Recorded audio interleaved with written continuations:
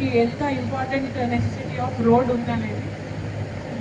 ఒక మున్సిపాలిటీ లాగా మారిన తర్వాత మోస్ట్ ఇంపార్టెంట్ థింగ్ ఆ వార్డ్లో కౌన్సిలర్స్ కానీ చైర్పర్సన్ కానీ ఫోకస్ చేయాల్సింది శానిటేషన్. అంటే చెత్త ఎక్కడ పడితే అక్కడ ఉండకూడదు. ఇంతకుముందు ఉన్న ఊరికి ఇప్పుడున్న మున్సిపాలిటీకి తేడా కనిపించాలి. అప్పుడే ఇది మున్సిపాలిటీ లాగా మారినందుకు దానికి విలువ ఉంటుంది. సో ఎక్కడ పడితే అక్కడ చెత్త పడకుండా దాన్ని ఆర్గనైజ్డ్ వేలా డంప్ చేయడం. రెండో విషయం, అది మున్సిపాలిటీ అని ఎట్లా తెలుస్తుంది? ఒక ఊరు నుంచి మున్సిపాలిటీకి వస్తున్నామని మనకి ఫస్ట్ సైన్ ఏంటి? రోడ్డు. మంచి రోడ్డు ఉంటే ఆ రోడ్డు నుంచి అంబులెన్స్ పోతుంది, రేపు మన ట్రాక్టర్లు పోతాయి, అన్నీ పోతాయి. అట్లా ముందుకు పోతున్న కొద్ది ఆర్టీసీ బస్సులు కూడా వస్తాయి. సో మంచి రోడ్డు ఫస్ట్ స్టెప్ ఒక మున్సిపాలిటీ లాగా ఒక గ్రామం మరిచిన గ్రామం మారడానికి.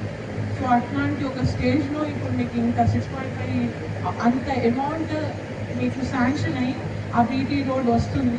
దాన్ని సరిగ్గా క్వాలిటీగా ఎగ్జిక్యూట్ అయ్యేటట్టు చూసుకోవాలి చైర్పర్సన్ గారు అండ్ లోకల్ కౌన్సిలర్ గారు. డబ్బులు అనేవి మళ్ళీ మళ్ళీ రావు. వచ్చినప్పుడు రోడ్లు భవనాలు చేస్తున్నప్పుడు అంతే బాధ్యతగా చేసుకోవాలి.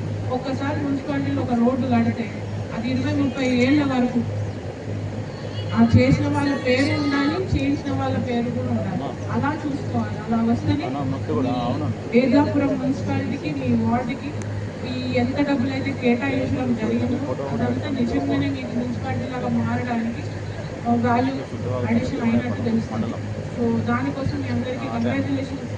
ఈ కొత్త రోడ్ శాంక్షన్ అయినందుకు బాధ్యతాయుతంగా గ్రామాన్ని మున్సిపాలిటీ లాగా మార్చుకోవడానికి అందరూ సహకరించాలి. చైర్పర్సన్ గారికి అండ్ కౌన్సిలర్ గారికి అలాంగ్ విత్ మున్సిపల్ కమిషనర్ గారికి ధన్యవాదాలు.